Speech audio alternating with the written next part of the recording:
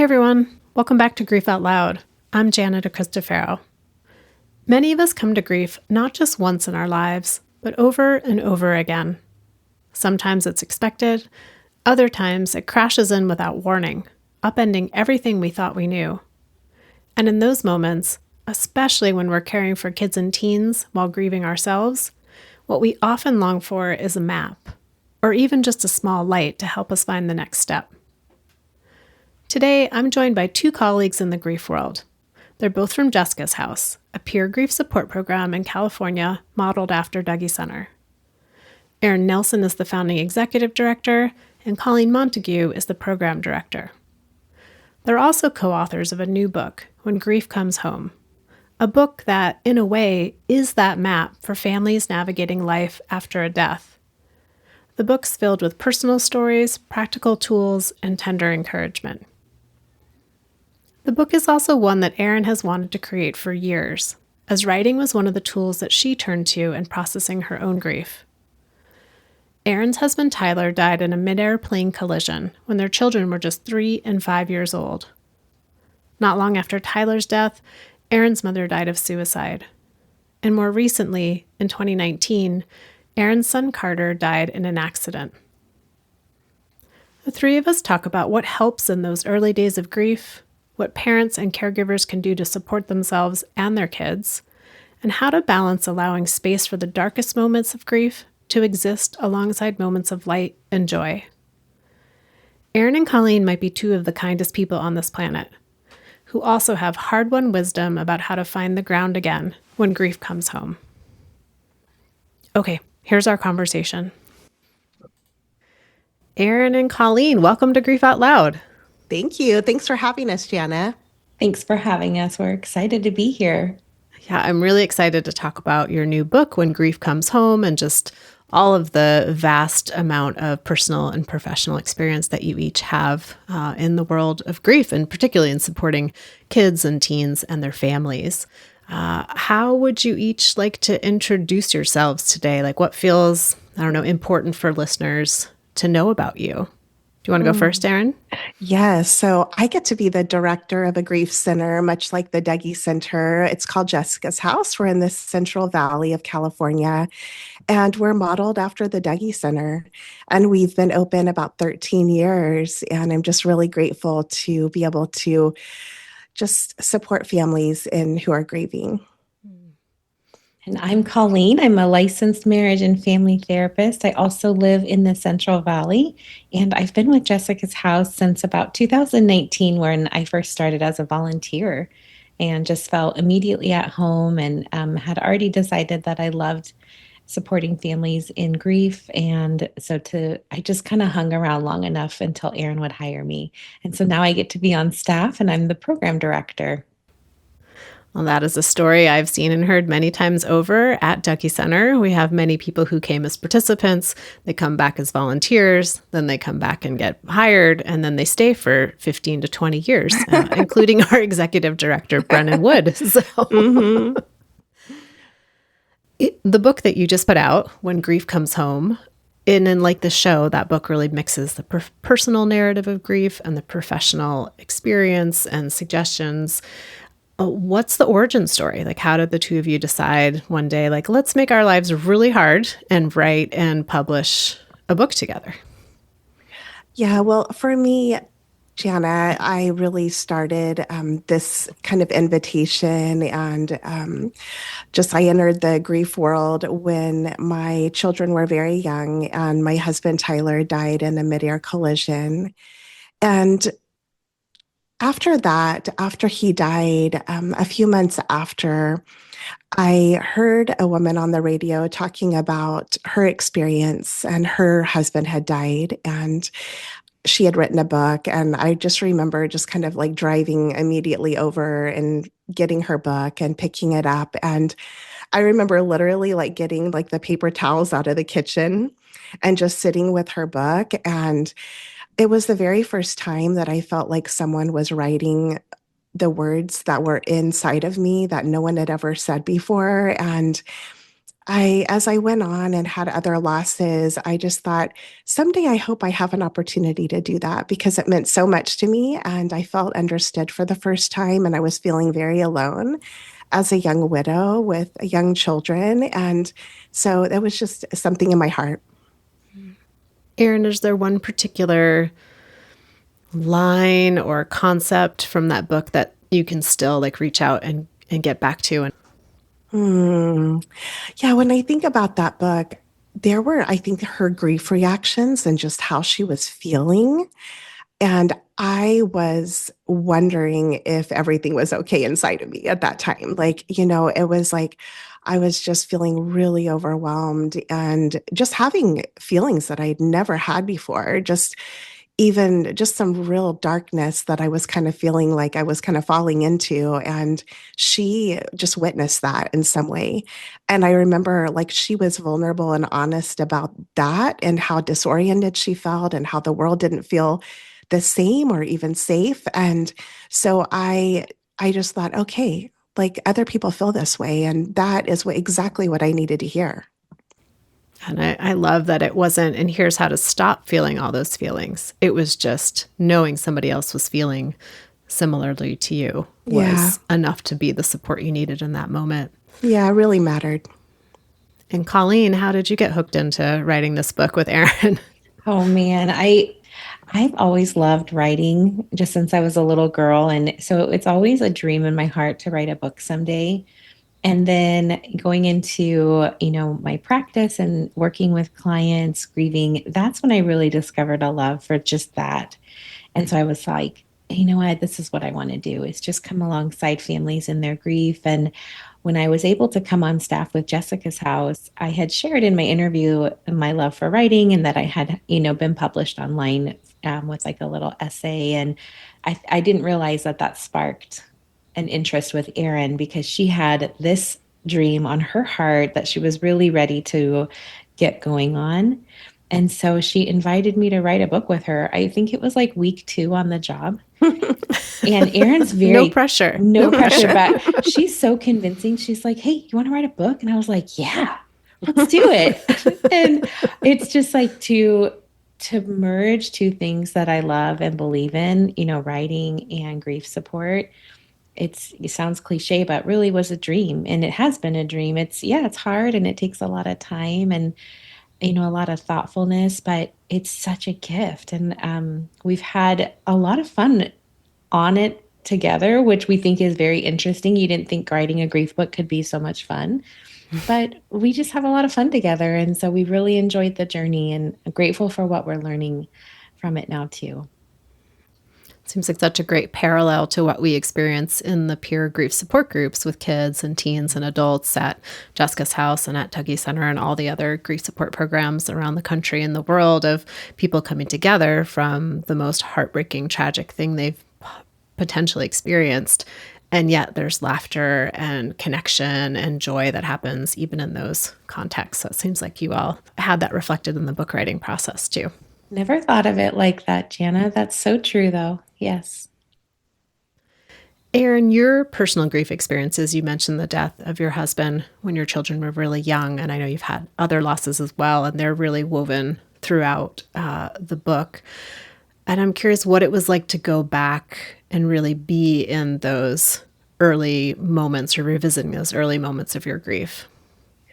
Yeah, so those early moments, just reflecting back, part of the memoir that I wrote was around my son's death in 2019. And I wrote a lot of memoirs and just a lot of just excerpts just as part of my grief process with him. So some of those were very raw, and I just pulled those forward and wanted to put them in the book. And part of it was writing, and then other parents, just kind of writing online a little bit, and other parents saying that it really helped them to read that. And I just thought, it kind of deepened that desire to continue to come alongside. And I feel like it was really an extension of what I do every day at Jessica's House. And after Tyler died, my mom died of suicide. And that was a very impactful death for me. And it was one that was very different because, when Tyler died, it was an accident and, I had a lot of support surrounding me. But when my mom died of suicide, for some reason, I just didn't feel like I could talk about it as openly as Tyler's death. It didn't feel like I could even really put the value on her life like I was able to do with Tyler. And so when I wrote a little bit about that and what that felt like and how I just wanted to remember her and just her essence and what a good mom she was. And really apart from her living with a mental illness.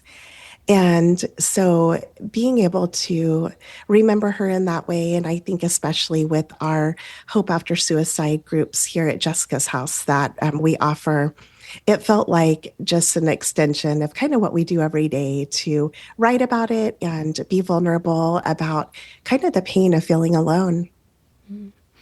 Erin, would you say that in this book, because I know you've been very public about the story of your husband Tyler dying, you've been public about your son Carter dying. Was this kind of the first time that you were more public about your mom's death? Yeah, I think so. I sometimes I do introduce it just during training when we're doing volunteer training, and I'll talk about it and about especially when we're talking about trauma and loss and how it affects your grief experience. And so, yeah, I think putting that story out there, and especially because when my mom died, I had my two children that were 5 and 3 at the time. And my sister was 15 and she came to live with us. And so, as kind of a household of grievers, I learned a lot about what was important to her, too. And so, it opened up another part of grief that I didn't really know about as much. And she taught me about teen grief and like what they need and learning about how trauma affected her and just that, just the suicide of your mom, and how that is such just a wound in your soul and, how to heal from that. And so I think that, yeah, it was just being able to talk about that and give other permission to, other people permission to talk about it. It meant a lot to me. Is there one thing you would say that you learned from watching your sister in terms of not specific to her story necessarily, but like what you've learned about how teens process grief? I think one thing I saw about her is how she needed her friends and, how important it was for her to feel like a normal teenager. And she didn't want to be that kid that lost a mom. And she didn't want to be that kid that had a loss like that she didn't feel comfortable talking about as openly. And I think I just watched her just really want to integrate into her social circle in a way that she had always done.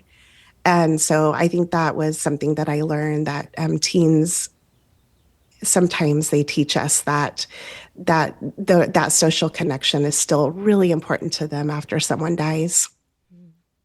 As it is for us as adults too. But I feel like with teens, it's so hyper-focused because they don't have maybe as many of the other logistical responsibilities that we as adults are having to navigate, especially as a parent of two young kids. And then it can just be such a spotlight on like, this is such an important part of their development to be with their peers. And then to feel like grief or loss or death can really be a rupture and interruption to that piece. Definitely. Colleen, I know we're coming back to you, but I got one more question for Erin. So Love just it. hang I love tight. listening to her talk. Erin, each of your losses, one of the things that really stood out to me reading the book and just knowing about your story is that all three of your losses were very sudden and unexpected. And I'm curious how you would portray, like the unique nature of a sudden and unexpected death and how that impacted you. I think grieving a sudden and unexpected death, for me, what it meant was that I had a big interruption in my felt safety in the world because it was just so sudden and it really it compromised my sense of safety. I wondered what else would happen. I had to do a lot of work around my own nervous system and learning how to feel safe again. And also I think having that lived story of grief and trauma, I'm very aware of a kind of a limited capacity that I have in some ways where I need to make sure that I do feel safe. And I've done a lot of work with a somatic counselor, and I just am so grateful for that. And I love that our body is such a resource to feel safe. And I've learned so much about that. And when I'm reminded of the losses, being able to have practices in my life that are ongoing and really to layer a lot of support in my life has been so helpful for me. And so just as I go forward, I'm aware of my need for support and for a lot of practices that are just daily for me.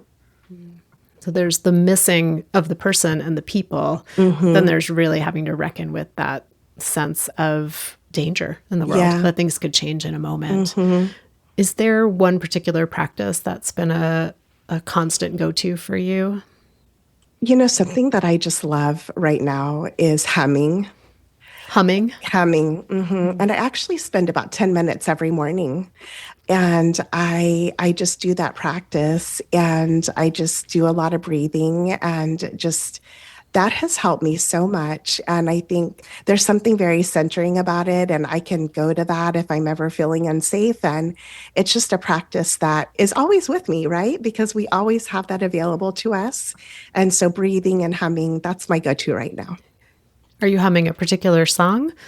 There is, and I wish I could think of their names, but there is something on my Spotify that they have voices and they just harmonize together and hum together. And sometimes I'll put that on. And so, yeah. And sometimes it's just like you would imagine in a yoga class or meditation class. My dad was a meditation teacher, and that I think just kind of growing up, that was my family culture. And so it just feels very good for me. The book, as I was reading it, it reads like a roadmap in terms of, or maybe more accurate to say, like a GPS app these days for families finding their way after a death. And it's really written for adults, right? So adults who are supporting kids and teens or just trying to support themselves. How did you settle on the different landmarks that you included? Yeah, the landmarks that we chose to include are what we have learned from other families that we've come alongside. And it's just those reoccurring themes that are always coming up in group with them. And so, they're just seeking guidance on how to answer their kids' questions. They wonder how they can hold the demands of their job and parenting, all of the weight that comes with that. And also just like the struggle to get through the holiday season or other significant milestones. And so that's how we knew what we needed to include in the book. And so our hope is that reading those various kind of landmarks or themes, we're hoping that helps, the reader feel seen and also to normalize, all the feelings and wonderings that they're holding right now. Much to what like Erin said about how that book made her feel that she read over 20 years ago. And so the structure, we were really, the book isn't too long. The chapters are very short and readable, really trying to be gentle in how we talked, very tentative language, because we don't know for sure how the reader's feeling. So we're just sharing what they might be feeling. And my favorite part of every chapter is the beginning, which is where Erin shares a bit of her memoir that's related to that topic. And I love that connection piece right there and just listening to Erin's voice. And then we go into kind of the more content of that topic at hand and, what we've learned from our experiences or from the experiences of others. And then we wanted to stay in line kind of with Jessica's house style. So we wrap up with reflective questions at the end that could be for journaling on the parents' behalf, that they could do, or even just conversation starters with their kids. That's always a hard place to start, is what to bring up. And then we included activities that parents could do with their kids that we've done at Jessica's house before. Very simple, very doable, but just to get those conversations going and those kind of expressive activities to help get some movement into their bodies. Is there one of those activities that you'd be able to just give a brief sort of overview for listeners if they're tuning in and they're like, I really, I'm sitting down tonight at dinner with my kids and their other parent died and they're not they just never talk to me about it. I ask them how they're doing and they just say, I'm fine. And so that parent sitting down to dinner, like what's maybe a discussion starter or a prompt that you might suggest they could use? Ooh, that's a good question. One that I like is one that one of our volunteers taught us, and drawing a sun and a cloud um, on a piece of paper and having a line in between the two of them, and having them put a little check mark where they are. Are they closer to the sun in that moment? Are they closer to the storm cloud? And just for a good visual for the parent to see how their kid is doing, but also, do we even know how we're doing unless we stop and think about it? And so it's a good practice for us too. And also teaching kids that practice of checking in with your body to see how you're doing in a moment or how your day has been. So that's just something super simple. You could even just create that and have it on your fridge. And you guys could check in together. Here's where I am right now. Where are you?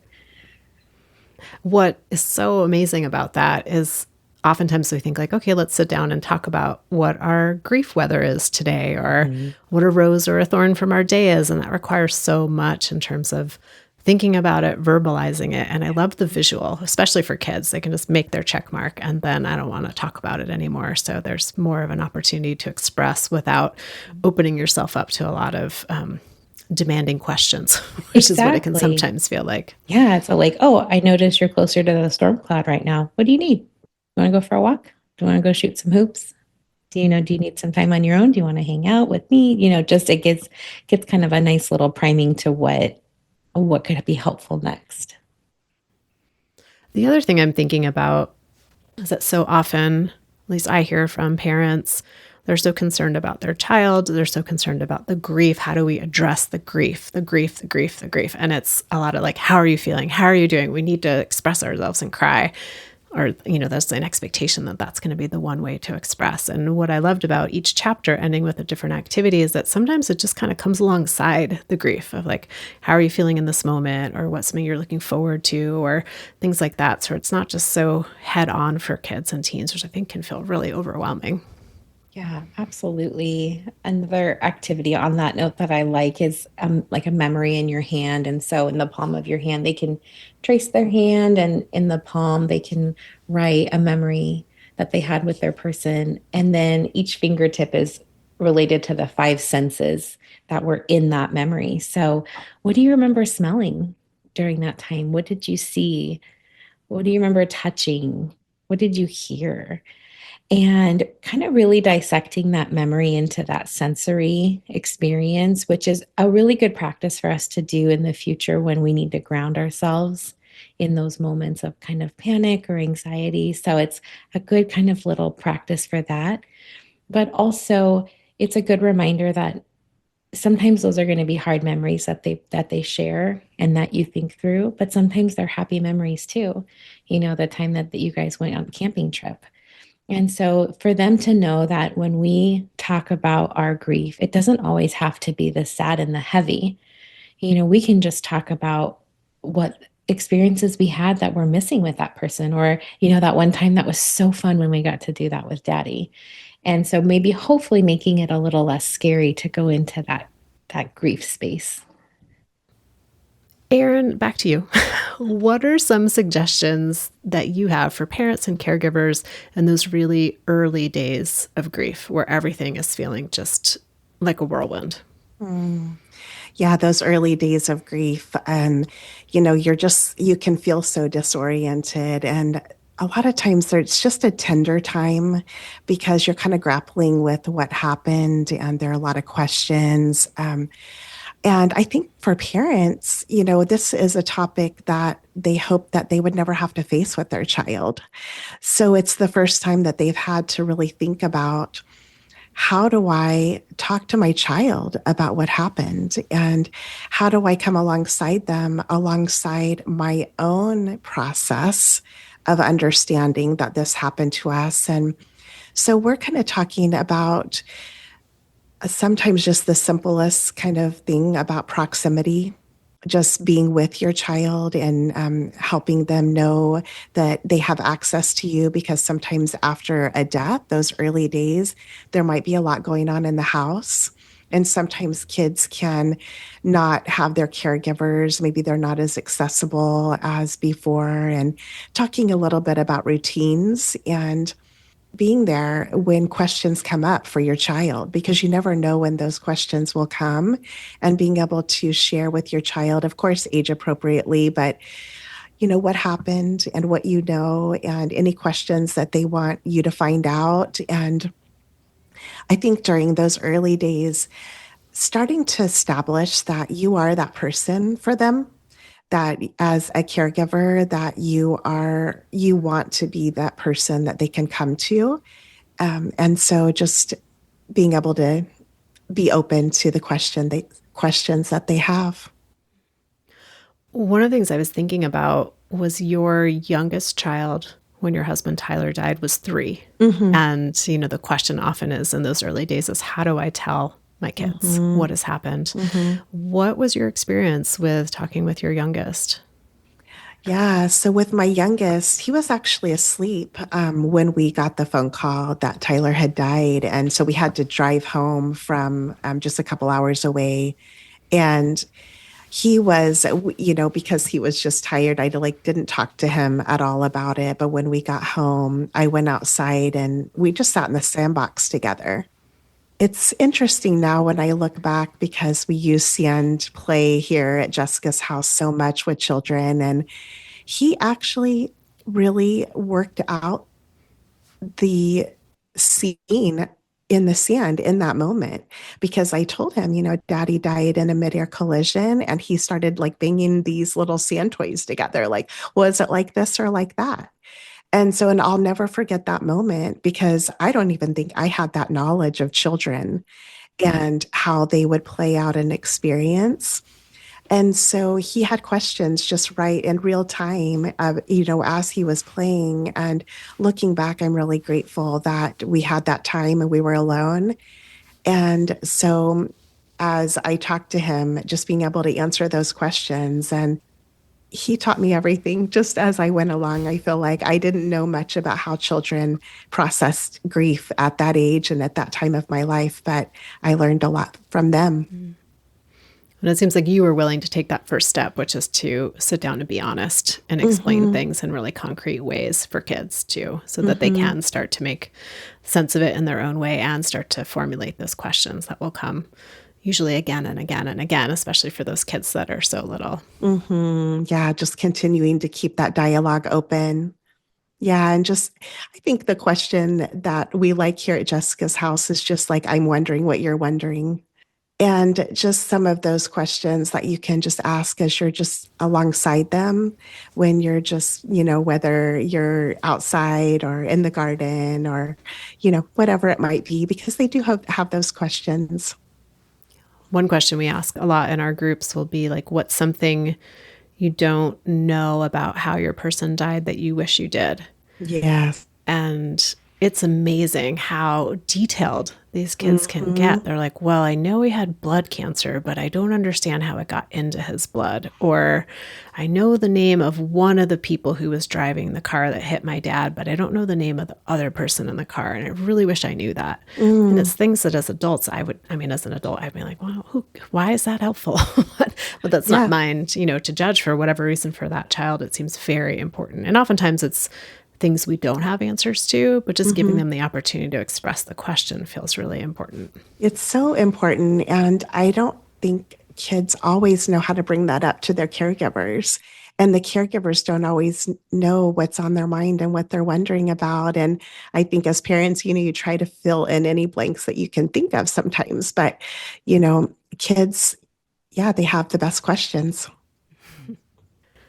Colleen, I'm curious about the chapter you have on returning to school and work, which I think is such a big piece of so many people's lives. What are some ways that you think about school staff and employers can be supporting both kids and teens who are coming back to school and parents and caregivers that are going back to work?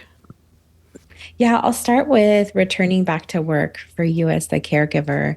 One initial thought we have is just to consider emailing your employer, your coworkers, your supervisor, just to let them know what you need and what you don't need, maybe. one mom taught us that she actually got together with her coworkers the weekend before she returned to work, and they just went out and had a bite to eat and kind of got all those initial conversations out of the way so she could just enter work the next week. And knowing that you're going to go back to work a different person, you have an entirely different capacity now. You have a different energy level, a different mood. And so, not expecting you to be the person you once were, and even kind of having that conversation with your supervisor of just what you're holding right now. And, it may be I'm having a hard time, kind of staying focused for long periods of time. So just so you know, I may have to kind of take breaks here and there if it's possible with your job. Of course, I know school teachers can't do that.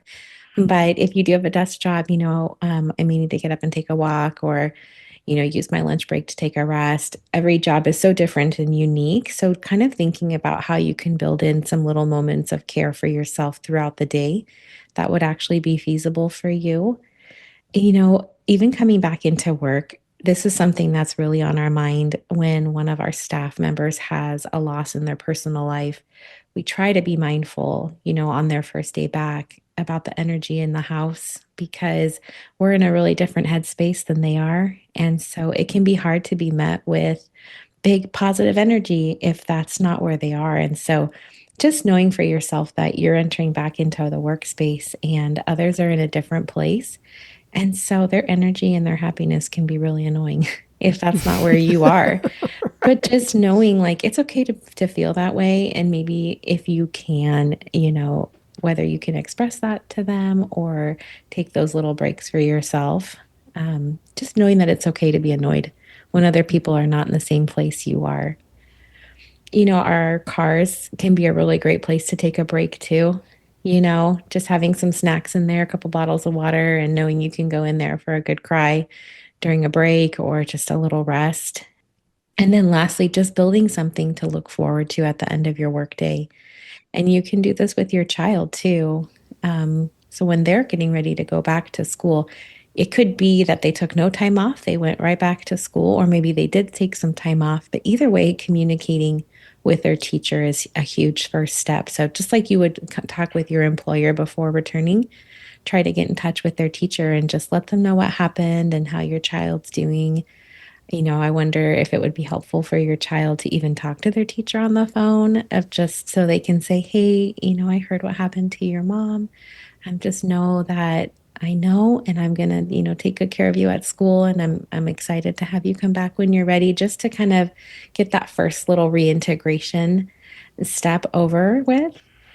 And for teachers and educators, just to know that it can be so hard for kids to be away from their caregiver or a parent after they've lost a parent or a sibling.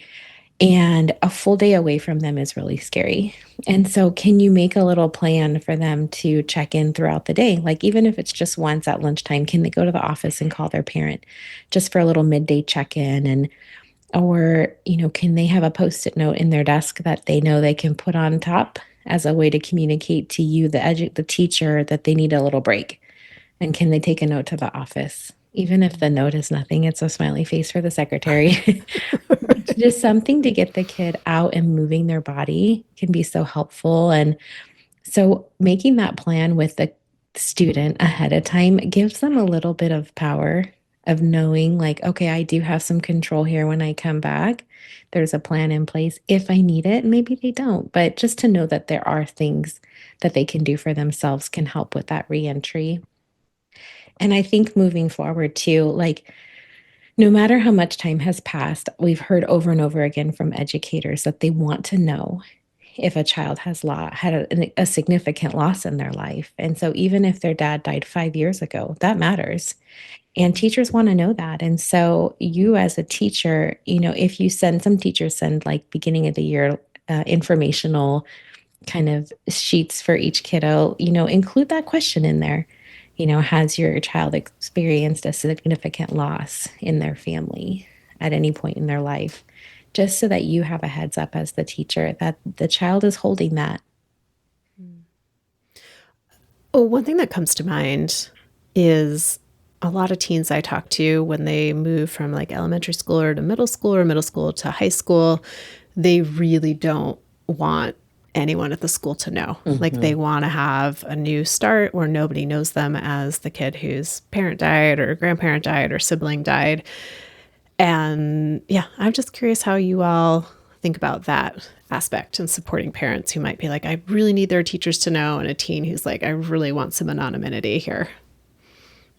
That's so true. I think it's so nice to respect what your teen wants. And it's always nice to ask, like, hey, what are you comfortable with me sharing? Maybe giving them the why to see if you can get some buy-in. Hey, I don't have to go into a lot of detail with your teachers, but it's helpful for them to know this so they don't expect too much of you. I actually just had a mom say this week, actually, which is really interesting.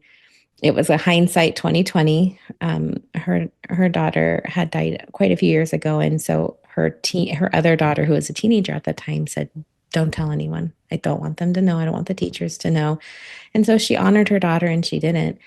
And then a couple of years later, she happened to run into one of her daughter's teachers, and they kind of made that connection that, well, actually, their other, daughter had died. And he said, "Oh, wow, that makes a lot more sense, based on how she was doing in class. I wish I would have known that." And so this mom shared with me, man, maybe that wasn't the right thing. She was just trying to do right by her other daughter, but it really did affect the empathy and the flexibility that the other teachers could have given her other daughter. And so it's just tough, but I think that's why it's not going to just be a one-time conversation. It's going to be something you keep checking in with each other on. And maybe they don't want them to know initially, but maybe they're willing for you to share later. Just kind of keep checking in about it and give them the why, so that maybe that can help give them some buy-in. And I think there's such a vast divide between having a few teachers know, key teachers know, versus the news just getting like announced to the whole school. So then everyone in the social realm knows too. And I feel like most teens I talk to, the challenge doesn't end up being with the educators knowing. It ends up being with peers knowing and talking about things and bringing things up in ways that feel really not helpful. So, yeah. Erin, do you have any personal experience from that? I know your kids were older when your son died. Mm-hmm. Yeah, my kids were older when my son died, but yeah, I can't think of anything that Colleen didn't mention. But just to know that you're just keeping that communication open with your child, and as they go on, and as people find out, and just being able to think about the story that they want told, and communicating with your child about what that looks like, and as you're talking to people, and just keeping the communication open.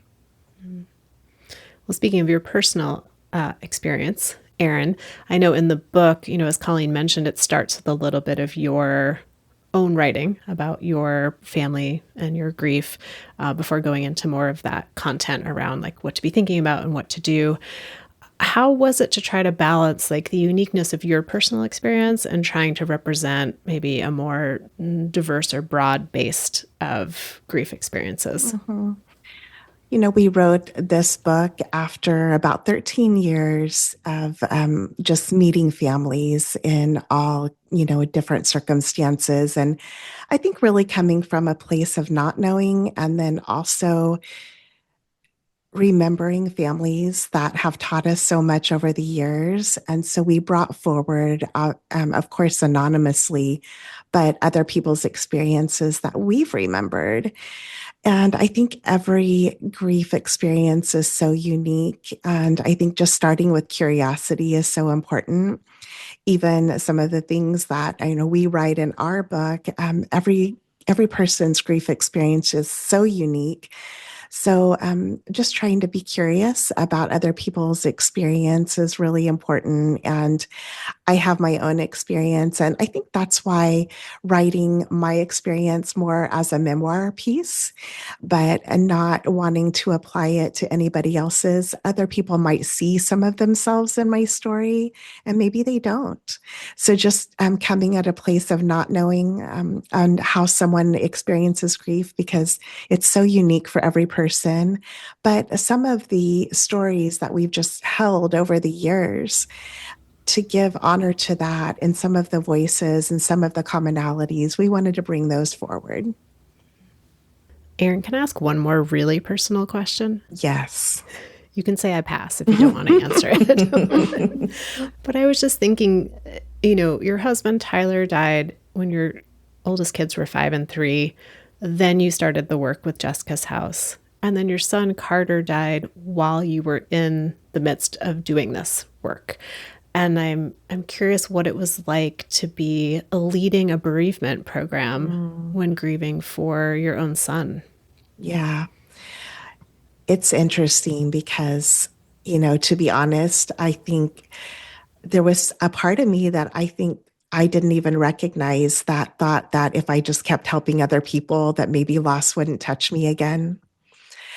And, losing Carter, it was such a different experience. And I think because I had come alongside so many people over the years in grief, and I really let myself go into a very raw, dark place, a lot of questions. I think the nature of the death was so different than the other deaths that I had experienced. And I let it be as raw as it needed to be. And I really went there knowing that I think just the depth of the healing was really part of like going there, of just really being in that place and really letting myself go into the darkness of losing Carter. Just being really honest about that. And it was a very different experience, but I think the rawness of my grief with him was something that just needed to be. And I felt a little tricked. Just like I was like, wait a minute. And so for some reason but I let myself just be there, and all the rawness of losing Carter, and just really let that be. And so, yeah, it was I was never expecting to go through another really big loss in my life. I never thought, I guess I always feared it. But I was always kind of hoping it wouldn't happen. And so, but healing from that, there was something about what I'd learned over all of these years about really allowing yourself to go into the darkness. One time I texted a friend who had lost a child early one morning where I was just feeling really bad. And I just said to her, like, I feel like I'm falling into the darkness. And she just texted right back and said, the darkness will hold you. And I knew what she meant. And it was like a beholding, like there's a witnessing and there's a darkness and you have to be there, but you won't be there forever. And there's a trusting but a surrender to allowing yourself to be there. And there was a comfort in that. And I think just watching people come and find the light with all the work that I've been able to witness over the years, let me know that when you allow the grief experience to be what it needs to be, that your light will emerge again. And so it was, so just to be with it and just to continue to be with it. I don't know if this word feels correct or relevant with what you were just sharing, Erin, but it's almost as if being in this field, it doesn't protect us, unfortunately, from having more grief, but it seems like it provides a little bit more of a sense of confidence. And that if I go into that darkness, if I let myself really experience and welcome in this experience of grief, there's a bottom to that. Like it's not just going to fall through into the atmosphere. Yeah, it's so true, Gianna. To watch over these years, and I know you've witnessed this so much at the Dougie Center, for someone like, sometimes I like Dr. Alan Wolfelt's kind of phrase that he uses, a divine spark that gets muted and then begins to burn again. Watching that and watching some of that come into the families we serve, like watching them walk in the first day and then watching some light come back, there's so much hope in that, and letting the process be what it needs to be, and allowing the darkness to, like my friend said, hold you sometimes, knowing that you will naturally kind of just bounce back up to the top a little bit, and just letting that be the process it is. It's, yeah, I really think there was a very deep trust that the process is important and you have to go there. There's an odd beauty in it, and you just have to experience it. Well, that teed up the next question perfectly, Erin. And Colleen, you may have some thoughts around this piece, but this idea of letting grief be what it's going to be and balancing that, well, and then making space for the fact that light can and does come back to people. And yet we don't want to be in this place of pushing that on folks as an expectation to like move on and hurry up with the light coming back in. So I'm curious if you all have thoughts about that idea of this, the cultural pressure that many people feel to move on, and which some people hear is move away from, and then how to make space for the light to come in and stay connected to. It's kind of vague, but what do y'all think? You know, something that I say at Jessica's house is that I'll never have the opportunity to meet their person, but they can still introduce me to them. And they can do that through that storytelling and that memory sharing. And that goes along with what you said earlier about that we have this fear that we're going to forget. But if we keep talking about it, then it keeps those memories there.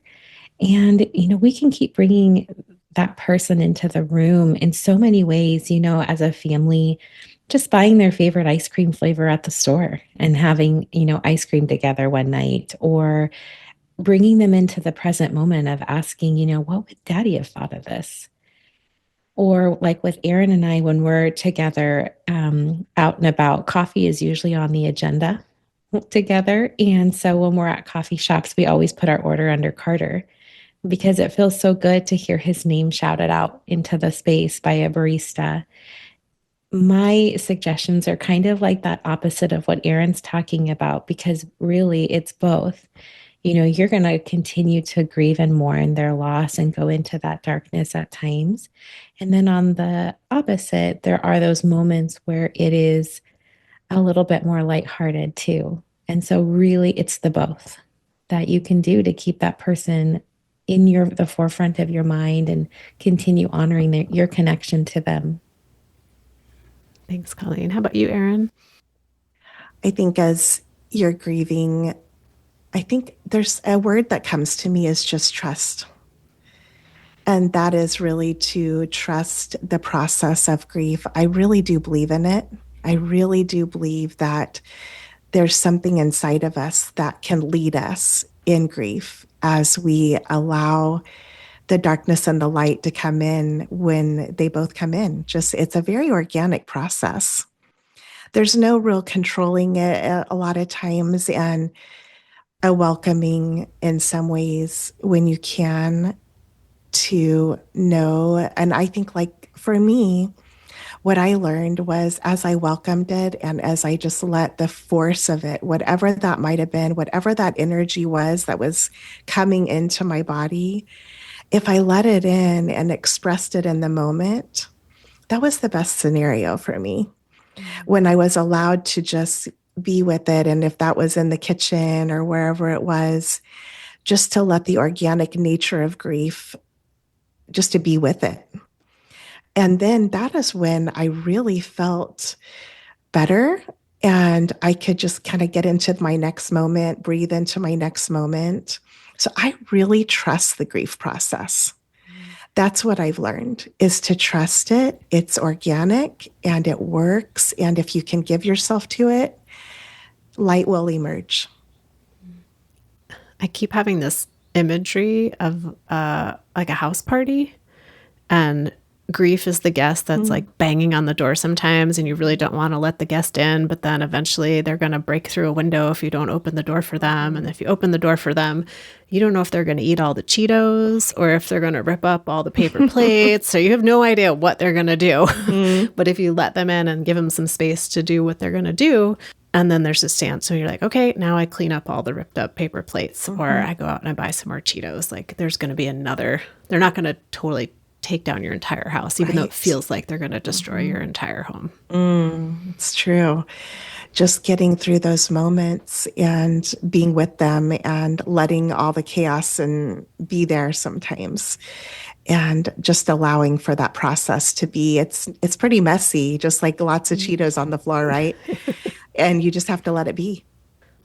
All right, Colleen, Erin, one last question for you. What is one piece of feedback that you've received on the book so far that's been meaningful for each of you? You know, we wrote this book in the lens of what we do here at Jessica's house, which is for a family, you know, where the child has lost a parent or a sibling. And so that's the lens that we wrote this book in. But what I've been surprised to learn from some readers recently is how the book is helping them too with extended losses that they're living with, whether it's a grandparent or an extended family member or friend. And so I feel really encouraged that hopefully like our reach will be even broader than we originally thought. And so I'm encouraged by that. How about you, Erin? Yeah, for me, I kind of look back on kind of that moment that I had when I was listening to the person who wrote the book about her husband dying in a midair collision, because someone reached out to me recently whose mom died of suicide. And she was just talking about how she just had really felt like she was in the dark, but that somehow, even through our other family stories that are woven through the book, she felt understood. And I think that was always our hope and dream as we put this book out there, that someone would feel less alone. So I'm really grateful, especially with this type of death where you can feel more alone sometimes, that she felt that. And she felt like somehow her thoughts were grief, and maybe she thought something was wrong. And to know that you're not alone is such a powerful feeling. And so I was really grateful to hear from her. What a full circle moment for you, Erin, of knowing that a book that gave you so much connection and foundation is now a book that you've created, is providing that for other people. We have a lot of gratitude. Well, I have so much gratitude to both of you. First, for the work that you do at Jessica's house, for this lovely book that you have written and is now out in the world, When Grief Comes Home. Listeners, go and get yourself a copy immediately. And just for taking the time to be part of Grief Out Loud and have this conversation with me. Thank you both so, so much. Thank you so much, Jana. It was so nice to be with you today. Thank you, Jana. And thank you for the work you're doing in the world. Well, listeners, I will link to Jessica's house and to the book When Grief Comes Home in the show notes, so you can find it there, but you can also find it in all the various places that you find books these days. And I know you're sick and tired of me saying this, but thank you so much for being part of our Grief Out Loud community, for making the show mean what it does. We love to hear from listeners. You can email me at griefoutloud@dougie.org. If you have a little extra time on your hands and you want to help the show, you can go into Apple Podcasts or Spotify and give us a rating and a review. It really helps other people find the show. Grief Out Loud is sponsored in part by the Chester Stephan Endowment Fund, and we are a production of Dougie Center, the National Grief Center for Children and Families in Portland, Oregon. Thanks again for listening. We hope you'll join us again next time.